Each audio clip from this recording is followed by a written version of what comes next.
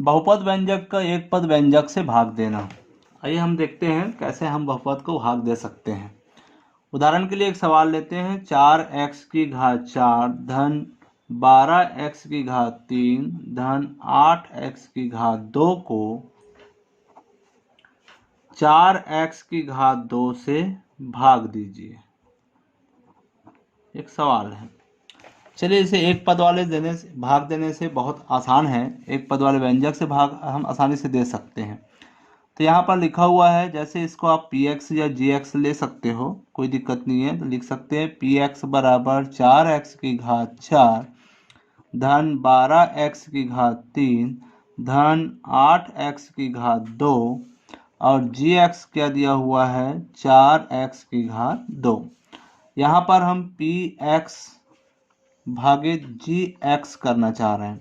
तो चलिए भाग देते हैं इसको। तो क्या होगा, पहले हम px के मान को लिखते हैं, 4x की घात 4 धन 12x की घात 3 धन 8x की घात 2 और भागित बटे में लिख देंगे, ये हो जाएगा 4x की घात 2।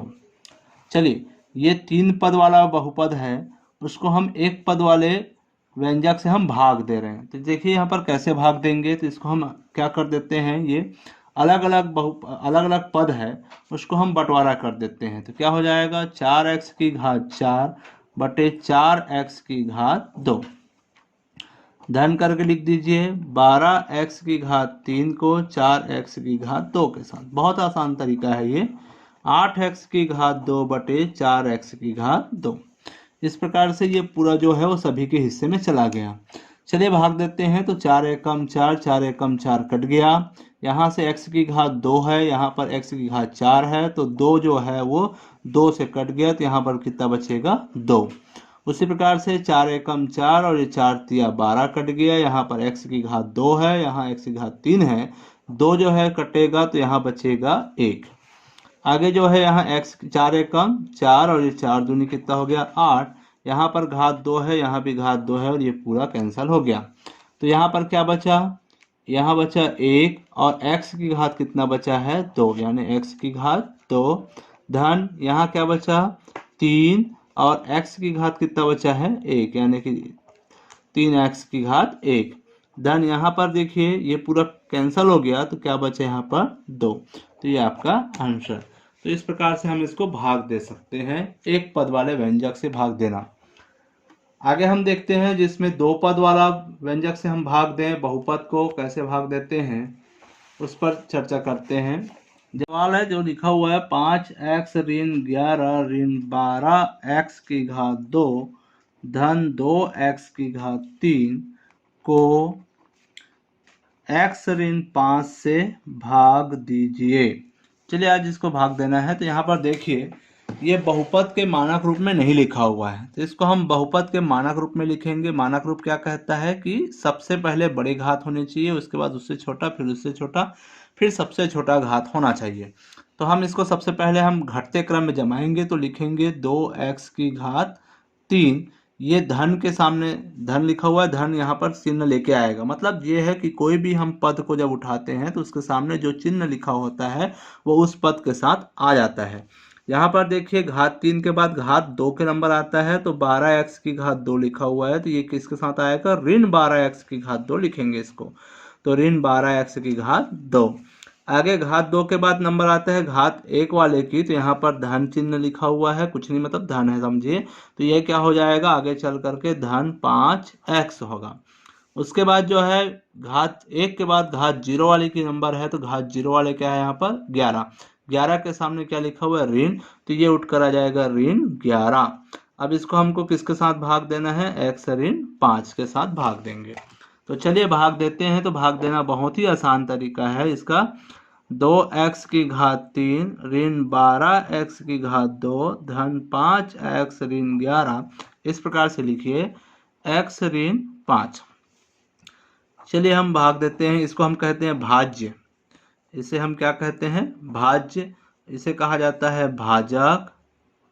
यहाँ पर जो आंसर आता है उसे हम कहते हैं भागफल, और जो बच जाता है उसे हम कहते हैं शेषफल। तो चलिए इसको भाग दे करके देखते हैं। तो यहाँ पर हम देखिए इसको एक युद्ध का मैदान समझिए। यहाँ पर सामने जो खड़ा हुआ व्यक्ति जो है वो किस रूप में है, 2x की घात 3 के रूप में है, और हमारे पास क्या है लिखा हुआ है 1x की घात 1।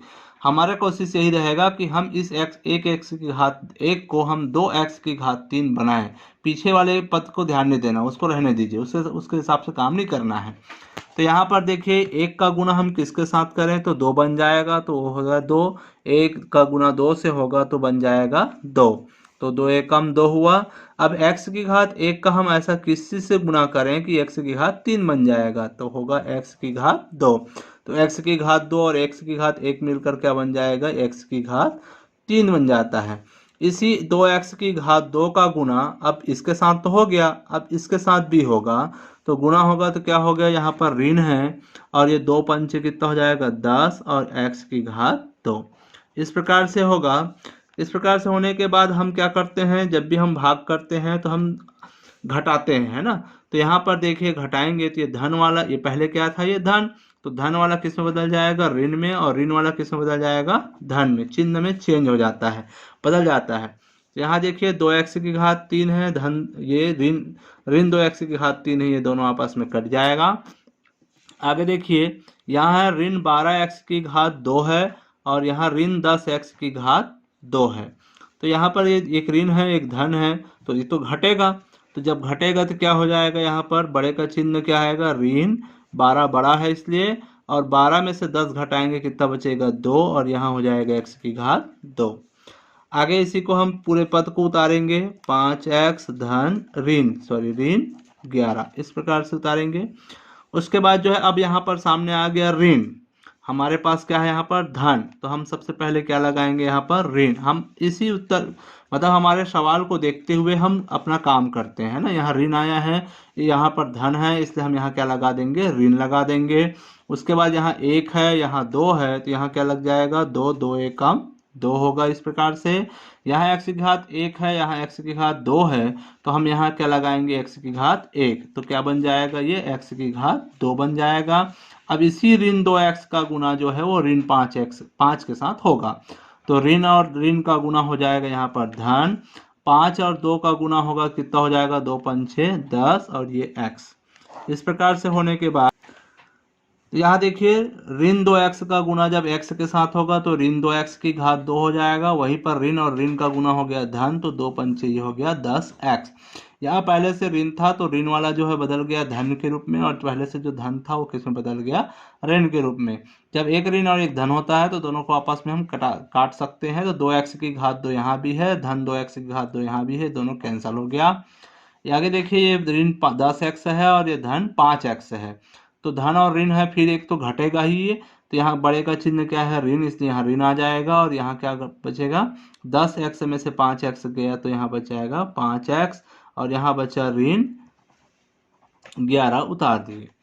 अगले लाइन पर देखिए यहाँ पहले से फिर ऋण आ गया है, तो हमारे पास पहले धन है तो हम किसको बुलाएंगे ऋण को बुलाएंगे, ऋण को बुला लिए। उसके बाद यहाँ पर x की घात 1 है, यहाँ भी x की घात 1 है, x बुलाने की जरूरत नहीं है। यहाँ 5 है यहाँ 1 है, तो हम किसको बुलाएंगे 5 को बुलाते हैं। अब आगे गुना करेंगे तो क्या आ जाएगा ऋण 5 का गुना जो है वो धन 1x के साथ होगा, तो ऋण 5x हो जाएगा, 5 एकम 5 और ये x का x। उसी प्रकार से ऋण 5 का गुना ऋण 5 के साथ होगा, तो ये कितना हो जाएगा धन 25। आगे लाइन पर चिन्ह चेंज करेंगे तो ये ऋण वाला जो है किस में बदल गया धन में, और धन वाला किस में बदल गया ऋण में। तो ऋण 5x और धन 5x फिर कट गया, तो क्या बचा यहाँ पर देखिए आगे दोनों ऋण ऋण में है, तो ऋण ऋण वाला जुड़ता है, तो यहाँ कितना हो जाएगा 5 और 1 6 हो गया, और ये 2 और 1 3, यानी कि ऋण 36। तो ये आपका शेषफल क्या आया, शेषफल हो गया आपका 36। तो इसी को आगे हम लिख सकते हैं आंसर के रूप में, भागफल बराबर भागफल कितना आया हमारा 2x की घात 2 ऋण 2x ऋण 5, और शेषफल आ गया आपका, शेषफल आया ऋण 36। तो इस प्रकार से आप ये भाग दे सकते हो।